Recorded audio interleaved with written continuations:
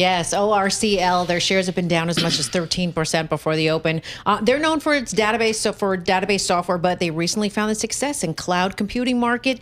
It has companies like ByteDance, Meta as their major cloud customers. It's working on this massive data center too, right, to build out that Power AI work for OpenAI.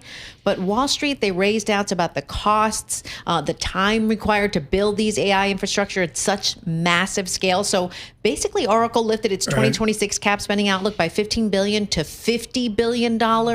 Its cloud sales disappointed. Its principal financial officer said a big part of it is for that CapEx investment is for revenue generating equipment. It wanted to make that, point out that figure. Robert Schiffman publishes moments ago for Bloomberg Intelligence, quote, "We envision high grade ratings is critical in remaining intact over time as contract bookings transform." He's a bit optimistic out there a bit. What's next? What do you got? Gemini Space Station, GEMI, their shares have been up as much as 15% before the bell.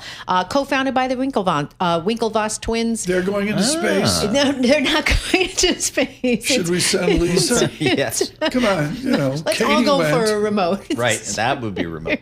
Mrs. Trudeau went. Lisa could go up in space with a Winklevi. The Winklevi. So they had this application, right? It was for derivatives exchange. It was approved by Commodity Futures Trading Commission. So basically, it allows them to join the prediction markets field. So things like economic, financial, political, sports forecasts, things like that. Did they predict Alonso would go to the Orioles? I don't think so. Get one more in here. Squeeze All one right, more I in. got to squeeze Eli Lilly in there. LLY, yes, up as much as 3%. So they have a next generation obesity shot. It could potentially be the most powerful weight loss drug yet. It was a late stage study. It showed that patients lost more than 23% of their body weight in 68 weeks. Some patients actually lost so much they had to drop out of the study because they lost too much weight.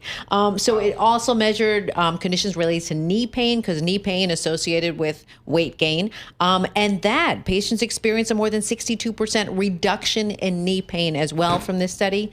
So both of these stats, they really were higher than what people expected. Can we get on record here, cut and chiseled one? You're not doing those things, are you? No, but I know people who are. Yeah. And people have, different experiences. You're the only one to know. Yeah. You have a Pilates machine in the basement. I do. You've got a Pilates machine in the living room. She pumps iron all the time. Do you have a Pilates machine here at work we don't know about? Shh. Exactly. No, That's how she and then she eats protein pancakes. Yeah, That's no way to live. She and our global technical director, Ken Fellio, they're doing Pilates like 12 noonish. I know. That's how they do it. A little short thing. Yep.